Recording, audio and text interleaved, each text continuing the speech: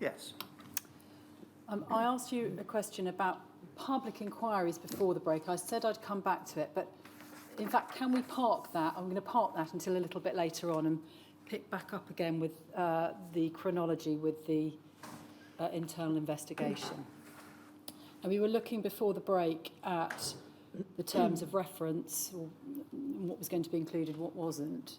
I'm going to go back a little in time now to pick up a document from September 1999, 23rd, so a few days after that meeting with the Haemophilia Society. SCGV 40170_152.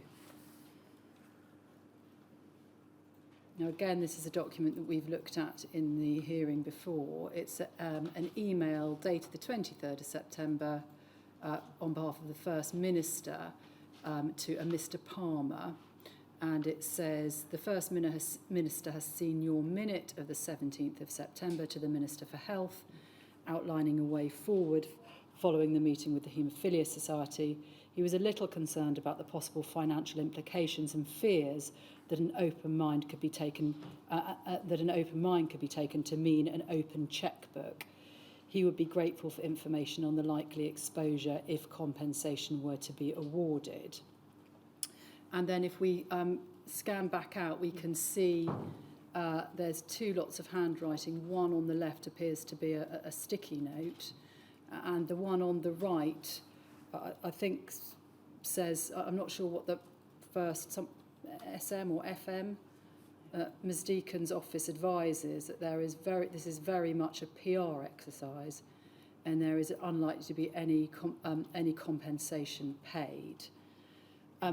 So, first of all, is it right to understand from this that this is at least if you hadn't seen the email that's been sent by the First Minister, at least the comments that he makes would have made their way to you?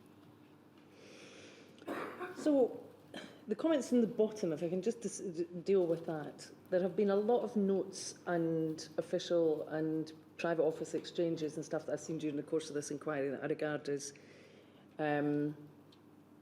very inadvisable shorthand and very inaccurate shorthand. This one in particular. So I saw these notes for the first time just when this came up in the inquiry earlier in the week. And I just want to say unequivocally, I don't think that way, I don't speak that way, and I certainly didn't think or speak that way about this particular piece of work. So I'd like to, these are notes between private offices and however they decide that they want to communicate things on behalf of ministers. And yes, that does say FM at the top, and it says Ms. Deacon's office advises. I don't know what conversation took place, but it wasn't with me. So if I can say that and come back to the substantive point that you asked me about Donald's note, and again, this looks to me like, you know, a PS has typed up a comment that he's made as he's been going through papers, and knowing Donald Dewar as I did, I could hear him say something like this. It's just, it's the way that he would gently but firmly, I suppose, raise a concern. I don't remember, and in fact, I don't remember seeing that ever as a note, like typed up in, you know, in that form. And I'm looking at the distribution, and I'm slightly confused by the distribution, and I'm not on it. No, my office isn't on it at all. It's gone to an official in the department. I genuinely just don't understand quite what the distribution of the circulation of that particular note is. What I can say, without doubt, is from the outset, from whenever I started to look into this issue and ask questions and suggest that I was going to give commitments that were at variance with the advice that I was being given, there was enormous concern round about me. I wouldn't say opposition. I'm talking here, you know, about cabinet colleagues and so on. You know, I wouldn't say opposition, but enormous concern as to what this might mean. And I was constantly saying, and this wasn't just to, you know, to settle the nerves of ministerial colleagues. This was genuinely my view. I was also saying throughout, I said, look, I'm not about to do, anything that's going to fundamentally, change, entire systems within the NHS at the drop, just on a whim or on the basis of one thing I've seen. I said, but we need to at least start to look at this and start to discuss it. And it was becoming clear to, well, not at that point actually, but later it did become clear to me, as I say, around that particular concern I had about Scotland in the 80s, that I was seeing a sufficiency of information to be able to say, well, it was suggested that this was, some negligence in part of SMBTS. I'm not seeing that. But on the wider issue, I was trying to take it very cautiously, one step at a time, to look at where we could go on this. So I think that note, although I don't recall the note, and I don't think I did see it actually, I suppose it does chime with just a concern that existed on this issue, but I would be bound to say across a range of issues at that point in time, because we had a fixed block grant. We had a new parliament that was a spending-only parliament, and we had literally hundreds, if not thousands, of different organisations across just about every walk of Scottish life that wanted us now to right the wrongs of the past, build everything better in the future, give people more in so many different ways. And in that moment in time,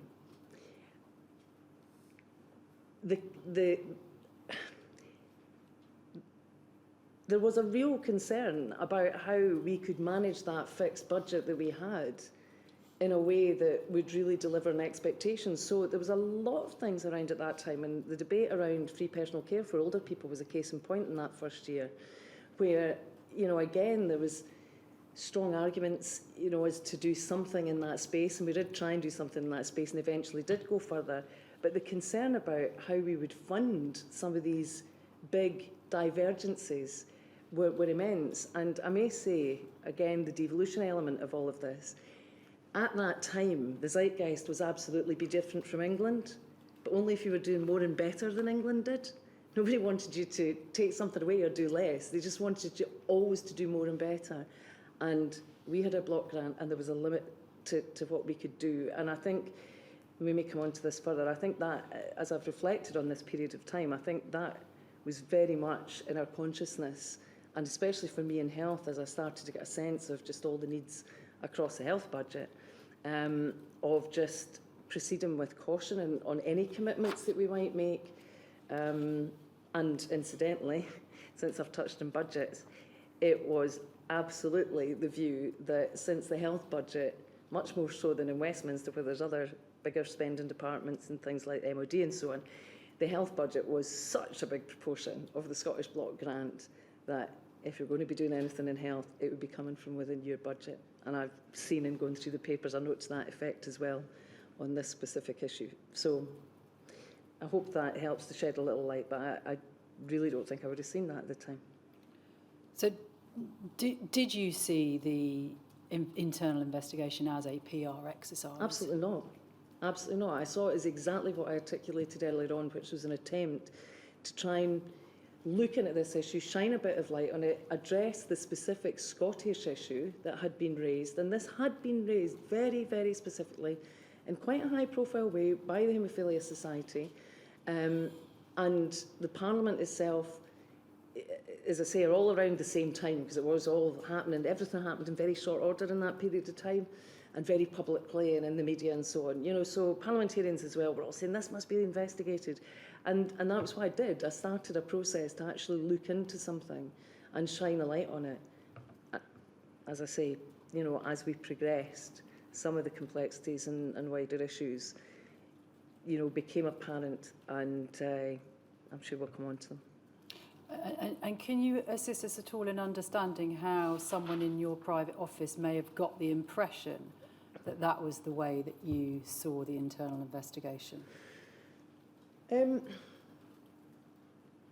It's unwise probably to guess at that.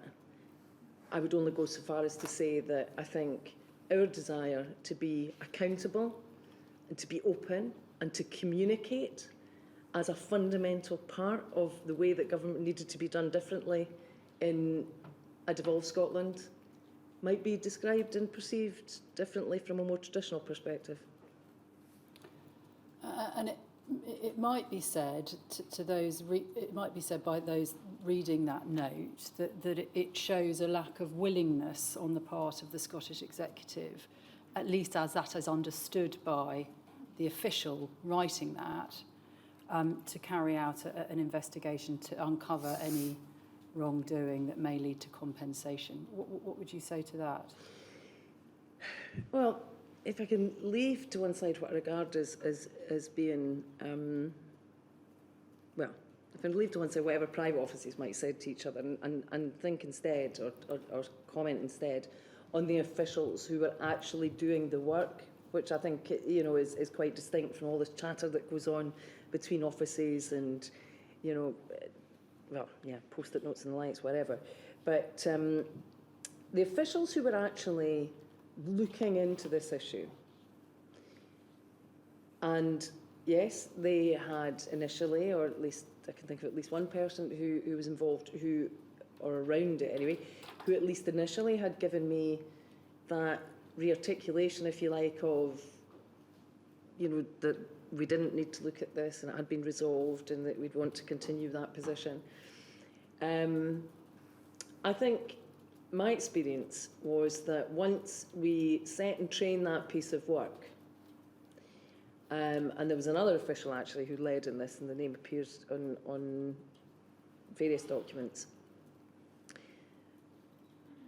My sense was, and is, having seen further documentation in the recent period, that they worked quite assiduously to pull together a picture of what had gone on, to gather together views and accounts. It was absolutely, you know, we're kind of back to that thing about culture and capacity in the office at that time. It was a product of its time, I think, in many respects in the way it was done. But I have seen quite a bit of evidence of, you know, some of the officials that were involved in this doing their best to look back, drill down, pull out information from quarters where, you know, it wasn't necessarily easy to do that, including from Department of Health. Although, to be fair, I have not seen evidence of Department of Health being resistant to feed into this. But again, you're in terrain that here's this new sort of kid in the block of the Scottish Executive want to see our files from stuff that happened a long time ago. So that was already, you know, slightly difficult. But no, I think the officials that worked in this, within the constraints of the kind of culture, mindset and practice of the office at the time, I think they were professional and they were assiduous. I would say that. I don't know to this day, even thinking this through now, listening to some anyway of the discussion that's taking place around the inquiry, I don't know what else happened in layers and layers of other conversations in the past or at different levels of government in a pre-devolution era and so on. But I think those that picked up the reins to do this piece of work did their best. And again, it might be said that this kind of comment coming from the First Minister to those officials who are undertaking that investigation might constrain them in the way that they carry out that investigation. What would you say in response to that? Oh, to be honest, I take his comment, as I say, it sounds to me like a verbal comment that's been written down, and these things don't always translate particularly well. And I do wonder often, you know, when private secretaries and so on capture things, and I've seen things from the time that were, you know, supposed captures of the things that I said, you know, and, you know, there's no nuance or accuracy there and all that kind of stuff. So I think as a way of communicating a point, this capture of some verbal comment isn't a particularly good one. But I think that general point of there being a sense of, you know, given that I had said, you know, I want to look at this with an open mind, and I presume that's what it's a reference to, then that presumably was Donald's way of saying, okay, but, you know, wherever you end up in this, if there's going to be additional financial implications for us, you need to think about whether we can meet them. And that, for me, seems reasonable. And do you know whether or not calculations were provided to him as a result of this intervention? Well, it looks to me, no is the answer. I don't know. I'm pretty certain that the answer is no. And the only thing I have absolutely or had visibility of in terms of anything that he saw would be, where we were having cabinet discussions and so on about these matters. So anything else is conjecture, to be honest. And we weren't at that point in time,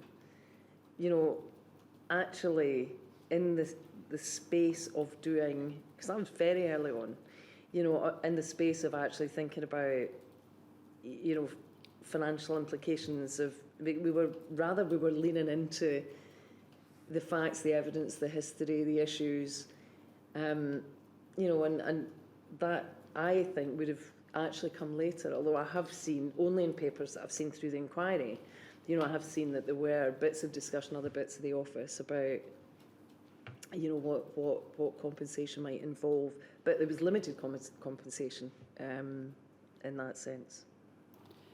So I apologise, I feel in a number of these answers, I'm giving you lots of different bits of insight and so on, but that was what it was like, really, and that's what it's like now in terms of me trying to retrospectively give you a picture of how things worked. Can we move on then to the report itself? That's GGCL 5010.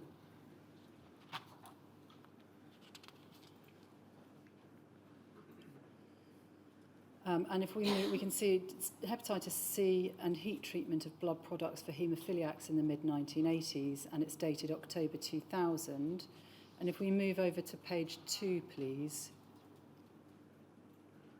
we can see under the summary it sets out the remit to examine evidence about the introduction of heat treatment in Scotland for factor VIII in the mid-1980s, to assess whether patients in Scotland with haemophilia were exposed to the risks of the hepatitis C virus longer than they should have been, given the state of knowledge at the time. So that's the first part of the remit. Why was it that the investigation didn't consider other issues relevant to whether people with haemophilia in Scotland were exposed to hepatitis C longer than they should have been, other than heat treatment? So, for example, testing, or whether or not product from BPL-8Y should have been purchased. Well, I'll come back to what I said earlier, that a piece of work was commissioned to answer a question that the Haemophilia Society had raised that I regarded to be an important question to be addressed and reported on, and not just on the basis of, as I say, a short couple of paragraphs that had been given to me that seemed to be enough to say there was nothing to answer there.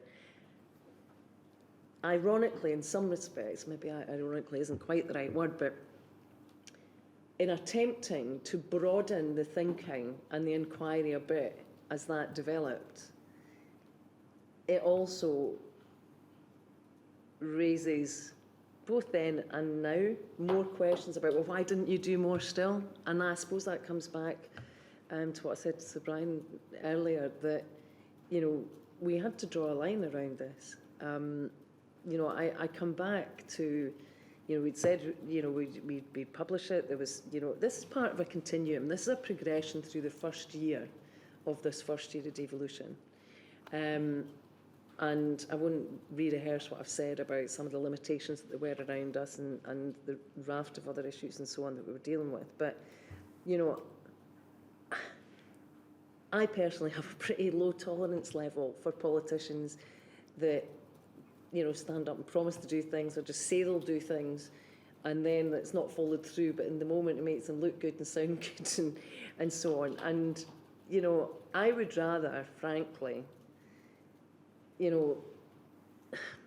place some parameters about something and get it done to the best of my ability, or get others, to do it on my behalf to the best of my ability, and see how it could be built upon, than try and suggest that we were in a position to be able to start addressing all these other different issues. And if we do come back to the question of inquiries and so on, then I'll elaborate further on that. And then if we go back to the remit, we can see the second part of it is to examine evidence about the information given to patients with haemophilia in the 1980s about the risk of contracting the hepatitis C virus from blood products. And then if we look down the page, we can see the findings. And there are findings there set out in relation to SNBTS and heat-treated product, the first 3 bullet points there. And then the last one is in relation to the second part of the remit, which is on no evidence of any policy by haemophilia centre directors deliberately to mislead patients about the risk of hepatitis. On that last part, on the findings there, did you understand why the findings in relation to that second part of the remit were confined to whether or not there was a policy in place to deliberately mislead patients about the risk of hepatitis, rather than making findings about the wider issues that were in the remit? I think I'm right in saying that that second point of the remit, to look at this area at all, was added post the meeting with the Haemophilia Society. Now, as with other aspects of this report, although I kept getting reports about it from time to time, I was doing other things in between times, and, when it came before me, or when I got an update, then I would comment, I would question or whatever, but, I was not following, nor could I in this or any other area, exactly what was being done to look into these different issues. So there's an extent to which, I just would not be aware at all of some of the detail of what was happening in that space, of gathering that information. And looking at the report, I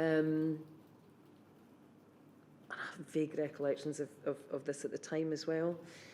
And I was doing other work at the time, or other areas of work as health minister, where, I was really seeing just how far we'd come, but also how far we still had to go in terms of communication with patients.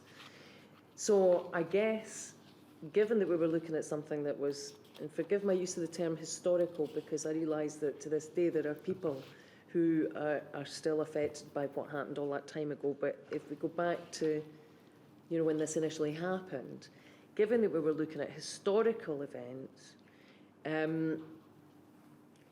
again, because I was in, I suppose, facilitation mode of trying to get information out and into the public domain, I was seeing an account there of references to patient information leaflets and the like, which, to my mind, are woefully inadequate in terms of meaningful communication with patient in any circumstances. But I was also partly seeing it through the lens, well, if that factually was what happened at the time, that's where I was with that piece of work, was put it out factually what went on. I'm acutely aware that, and I'm even more acutely aware with other discussion that's taking place around the inquiry and elsewhere, that there is a much wider discussion about that. And the one thing I do remember, I've seen in the papers me commenting, or maybe being asked to comment, I can't remember which, and this was in Scottish Government papers rather than, I think, anything the inquiry has given me, was that and I say this for completeness, that there was at one point, the question was being asked. I can't remember whether it was being asked explicitly to me or whether it was more sort of raised as a sort of just point in a wider document, about could we or should we, try and look into what had happened to individual patients. And I remember or I don't think it was, actually I think I'm being inaccurate in that, but certainly the point was raised that questions had been raised by so many people about their own individual experiences. And as I say for completeness, that, I've seen myself commenting at one point to the effect that that's a whole other investigation, that's a whole other line of inquiry, we need to, again, draw a line around this. If you've established, this is more than I put in the comment, but this was my thinking, you know, that basically if you've got the information about the generality of what was going on at that time, that's what we need to put out there. So there was lots of other questions, and they grew as the work went on, you know, inevitably, I suppose. You know, lots of other questions that, yeah, could be lots of other lines of inquiry. And then if we go to page 12, just pick up some of the conclusions. We can see at paragraph 39, conclusions are drawn in relation to the heat treatment issue. And then if we go over the page, we can see the conclusions are drawn in relation to the second remit. It says there, in relation to information given to patients about the risks involved with the treatment, we accept that knowledge of the effects of HCV would have been limited. We accept that clinicians would have had available to them information about the general risks of blood-borne disease, including hepatitis, and that they would have been able to access this information, pass this information on to patients. We accept that it would be good practice to offer people a test for HCV when it became available and to discuss the result with them. We have seen no evidence that clinicians had a policy to test without informing patients. Whether these policies may have failed in the case of any individual patient is out with the scope of this exercise. We've outlined the complaints procedure in this report, and we also note that some patients have started legal proceedings. So, aside from the fact that the policy here seems to be about testing patients without informing them, and the conclusions relates to policies to deliberately mislead patients.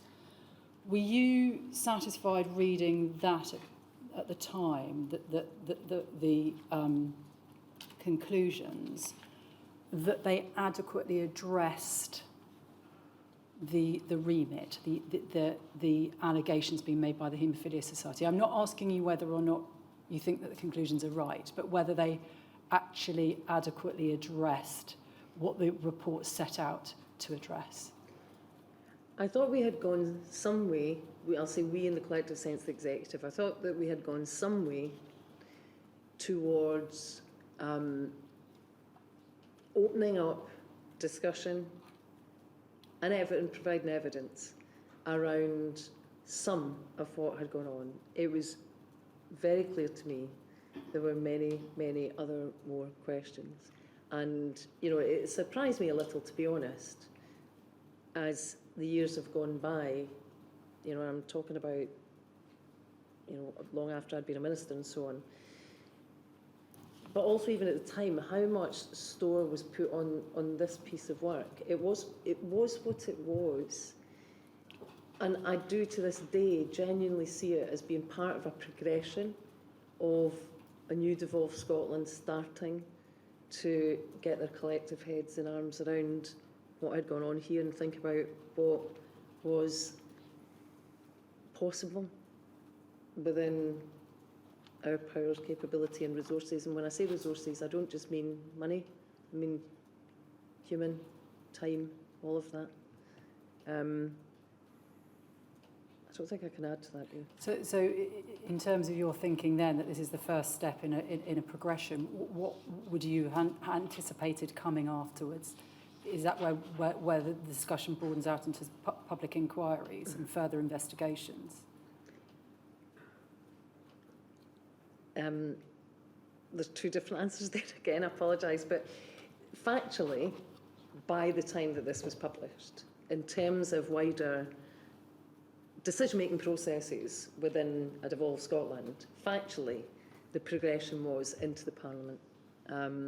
These two petitions that I'd referred to, and by the way, you know, just to mention that word petition, you know, people think of you know, sheaves of signatures and so on. I mean, the whole point was it was an integral part and an innovation in the Parliament to create a gateway where any individual or organisation, it could be hundreds of people, but it could also be an individual, you know, could find a route into the Parliament to have their issues raised. Again, in that first year or two, there was still quite a lot of settling down about, and then what? You know, where do the petitions go? How are they raised? I can't remember if it was built in from the beginning, or whether it was something that was put in place over the course of that first year. But certainly, by the time this work was completed, there was, I apologise if I get the precision of the language of this wrong, but essentially, there was a requirement, I think, for certainly if it involved an area of executive policy, that there was a requirement to get, an input from the executive before the committee started to consider it. There was a sort of sequencing of that. So, and in addition, by that stage, the Health Committee had very explicitly indicated that they wanted to look further into these matters. So, factually, that was where it was going to go next. There was a separate set of dilemmas and deliberations that, frankly, continued for me right through my entire time in office about what else we, the executive, could and should do, whether that was about in the present day going forward.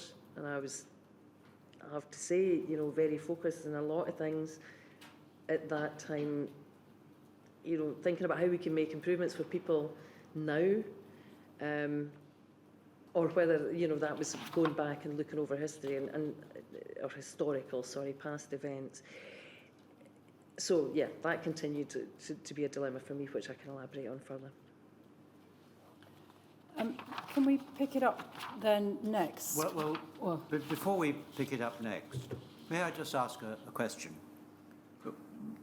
When you began earlier on in your evidence, you said that you made a point of talking to people who had issues to raise, although your officials were saying, oh, don't do that. This document here was prepared by officials. They say in the second last sentence, we've seen no evidence that clinicians had a policy to test without forming patients.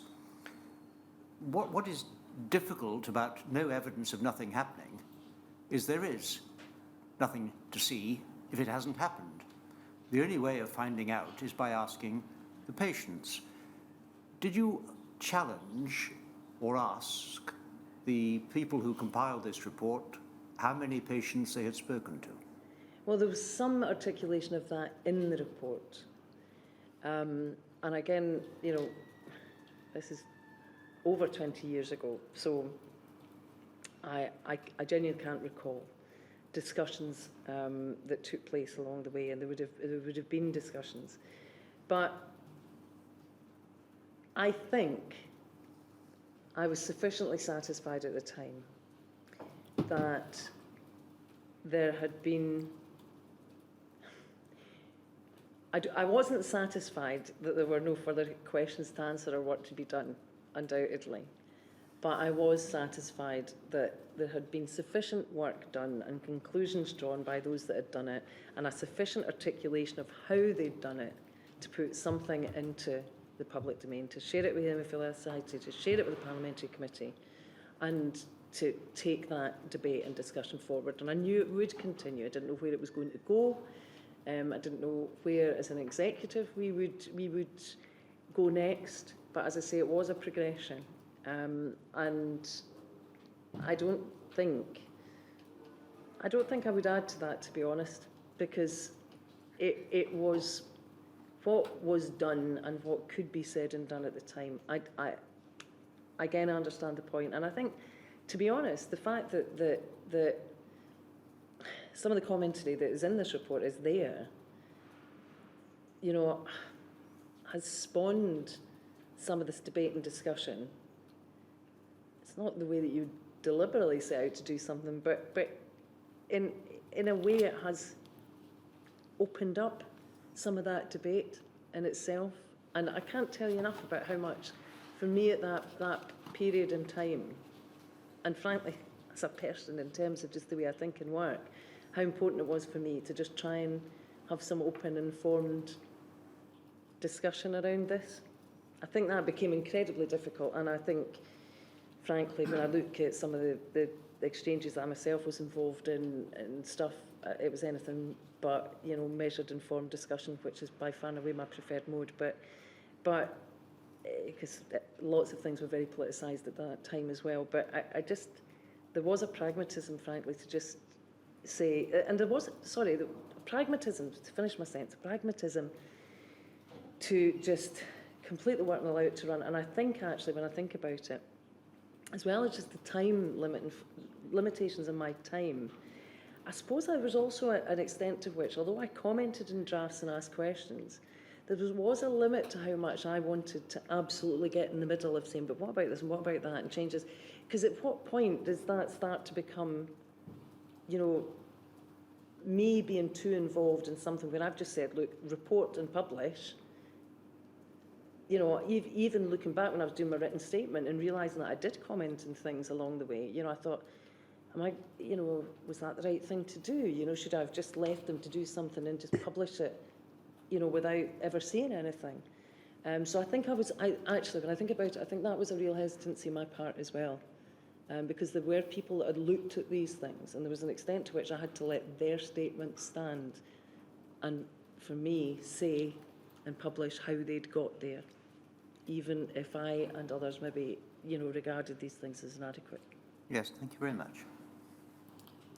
Okay, can we move then to the press, the news release, HSOC 0016541, and it's page 2 of that document. So this is dated 24th of October, news release headed Blood Products and Hepatitis C fact-finding exercise published.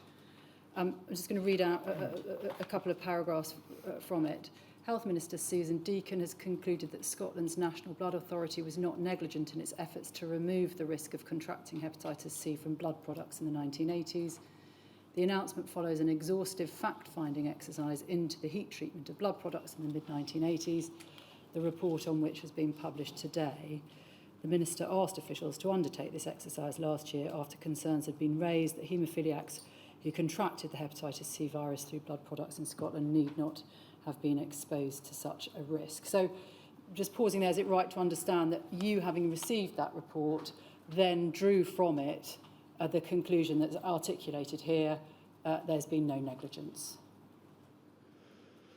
About that period in time? Yes, sorry, about that period, about the matters in the report. And then if we turn over the page to page 3, you say this, having studied all the, this is second paragraph down, having studied all the facts, I have concluded that there is no evidence that the relevant authorities did anything other than their best for patients. As a result, I do not believe that the NHS should pay compensation for non-negligent harm to those haemophiliacs who contracted hepatitis C during the period covered by the report. When I announced this exercise, I stressed that we would, as a new executive, take a fresh look at the evidence, and we have done this. But we have seen no new evidence and nothing to demonstrate that compensation is owed. I just want to ask you about that phrase that you've used there, that the no evidence that the relevant authorities did anything other than their best for patients. The inquiry heard evidence from Jeremy Hunt MP this week about the way in which institutions close ranks after something has gone wrong. And one of the ways in which he described what he was calling as groupthink in that respect was the stages that the group thinking goes through. And his second stage, and I'm not quoting directly from what he said, I'm summarising it, was that the thinking would be that these were good people trying to do their best, and we just need to recognise that it wasn't an easy decision. And then the groupthink moves on to, we need to protect these people who were only trying to do their best. Now, looking at the language that you have used or has been attributed to you in this news release, do you think, looking back, that the approach that the department had to the investigation and to the process that they went through may have involved some element of that groupthink of, well, look, these were good people trying to do the best they can, so therefore we must protect them? Undoubtedly, and I think in addition to that, and we make it, well, she probably will come on to this, what isn't yet apparent from the documents that we've looked at so far and the timeline that we've covered is running in parallel with this relatively focused piece of work and that process of opening up wider discussion was a deepening or developing conversation, discussions about financial issues and compensation and litigation. And so in addition to the groupthink that you've described, I think there was also a degree of concern and defensiveness across the entire system. And I think this included us as ministers, about just where, I use this phrase again, where we would go next and what the costs and consequences might be. But that was not devoid of concern for individuals. In fact, a lot of it, and I do just want to add this, I've hated some of the language, to be honest, especially when I read papers from government back in that period, but it's language that's been around the inquiry. I know about holding the line and what was affordable and so on. It's so dehumanising, it's horrible. I mean, but what I do recall at that time was being desperately concerned about a whole range of other needs, and I'll say needs, not even demands, but needs that we were seeing for different people that required health and social care, for different staff that needed to provide health and social care. So if you had a parallel bit of groupthink, if you like, which was also about, there's all this litigation, there's all these things that we could be asked to pay for, there's all these, things that might come down the track, then yeah, I think that combines to take you to a particular place, which isn't necessarily the right one. And you've been very clear that the premise of my question was looking back, what do you think this is what has happened? And you said yes. The follow-on question from that then is was that groupthink apparent to you at the time?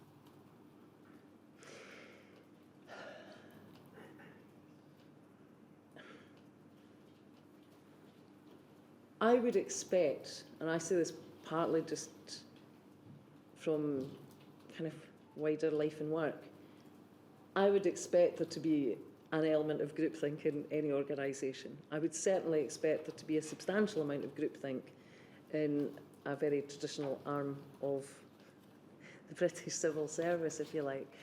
And yes, I think, as I've alluded to, but albeit in much less significant issues, but it did apply to significant issues too, then yes, I was conscious of that across a range of different areas. But I think you're right. I think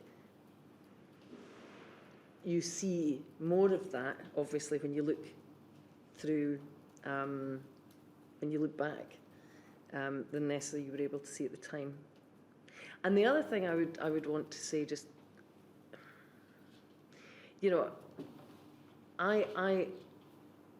this particular news release and that particular moment in time, and before I say it, can I just say, there were a lot of things we managed to achieve in those first couple of years and do good things and bring to fruition. There are other things that, I look at now and regard as so inadequate in terms of the way they were done. Not deliberately, but they just were. And the thing that I feel horrendous about to this day is that, leaving the report to one side and all of that, because as I say, that was what it was in terms of putting out there, even leaving to one side, and unpopular though I know this is, right, that my own views were hardening and I was under some pressure to say something around that general compensation issue and so on, which is all woven up in here. Even leaving these substantive points to one side, I will always regret us, and me in particular, not communicating better with the people in Scotland that this affected. We had become far too relying on and, well, we'd become far too reliant on that access with the Haemophilia Society as a campaigning organisation and that whole big fight that was taking place across the UK, and had lost sight of the human connection that we should have been building. And I'm pleased to say in other areas we did successfully build that. with people in Scotland that had needs. But so by the time this finally came out, and to be honest, it was one of the most horrible months of my life for various reasons, and probably one of the most horrible months for the executive as well. Donald Dewar died. If I'm getting, I think just in that period of time, it all was mixed up. Even with when we were able to publish the report, the executive,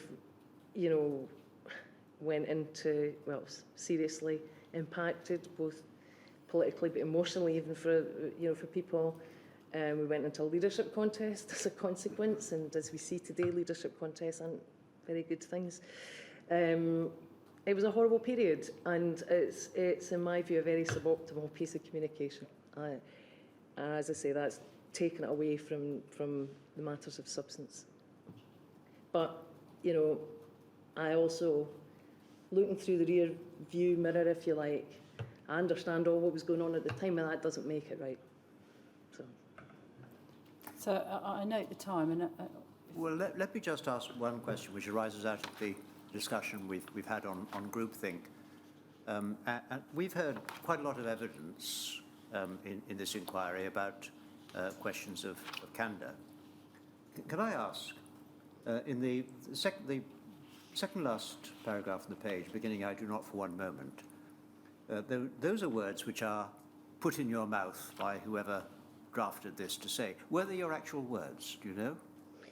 I can't answer that for sure. I would have, with any news release, you comment, you add. I mean, I think one of the things that, from a communications point of view, that I always found very difficult was sort of commenting on drafts. I mean, as a minister, you were rarely in a position to really draft something from scratch.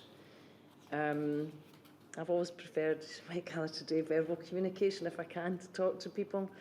So getting these sort of clunky, officious, defensive drafts was never a comfortable starting place for me. And I would tweak bits, and you couldn't fight on every front, and you couldn't take issue with every bit of paper, every letter that was put in front of you. So you had to be selective. So I'm sure, I don't think I've seen anything in the papers. I may have done, but I'm sure that I would have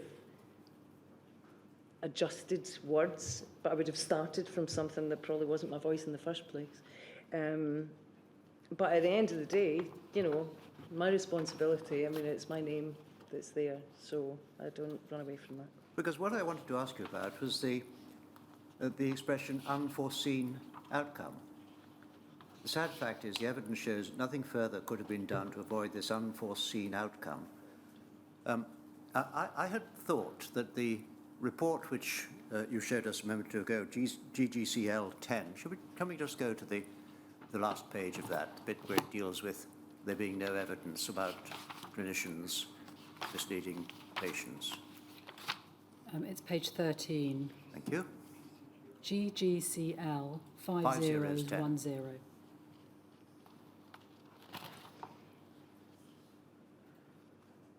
I'm not going to try and explain lest they'll defend. I mean, to be honest, the way that that's expressed. What it was. I wouldn't have written that. Wouldn't have been my choice of words. So I must have signed off on something that was put in front of me. I mean, it looks as though in this last paragraph, does it not, that we accept, it says, that clinicians would have had available to them information about the general risks of blood-borne disease, including hepatitis, and they would have been able to pass this information on to patients. In other words, they've been able to tell patients, if you take this, you may get, very likely to get perhaps, hepatitis. And so the disease was entirely foreseen, wasn't it? It may not have been avoidable, that's a different question, but it certainly wasn't unforeseen, was it? No, I would agree with you. And, I'd say the following, not to excuse, but just to explain, because as I say, my name's on that, and I don't like it as a piece of communication at all, either in terms of accuracy or tone or the way that it was put out there, and as I say, if there's one thing that I would like to be able to turn the clock back and change, it would be around the communication of a lot of that. I'm not sure the substantive actions or decisions would have necessarily been different, but as I say, I think there should have been a different way of conveying all of this. And the point I was going to say that's to explain but not excuse is the other thing with the way that that these things were dealt with, and I was reminded of this looking through a lot of inquiry papers as well, is you would have policy civil servants doing a piece of work there and communications people drafting things over there. So there was a depth and substance in the policy work. And to be fair, the communications people, you know, were pretty much across the policy issues, but they would write in a different way and to promote/defend, I suppose, the government in a different way. And I think that's another reason why, when you're in terrain that is so deeply sensitive and human, you just have to manage all that communication completely different. And I'm sorry I didn't have the wherewithal for a whole host of different reasons to do that better at the time. So what you're saying is you accept that the statement is defensive rather than accurate. Certainly defensive. I would need to, I suppose, really immerse myself back there again and to assess that question of accuracy. I should say it, because otherwise I might be guilty of it myself. Wholly accurate. Yeah. That would be a better way of putting it, I think. It could have certainly been much better and more precisely articulated. Thank you. As well as more sensitively. Well, we'll take a break now for lunch. And 2:10.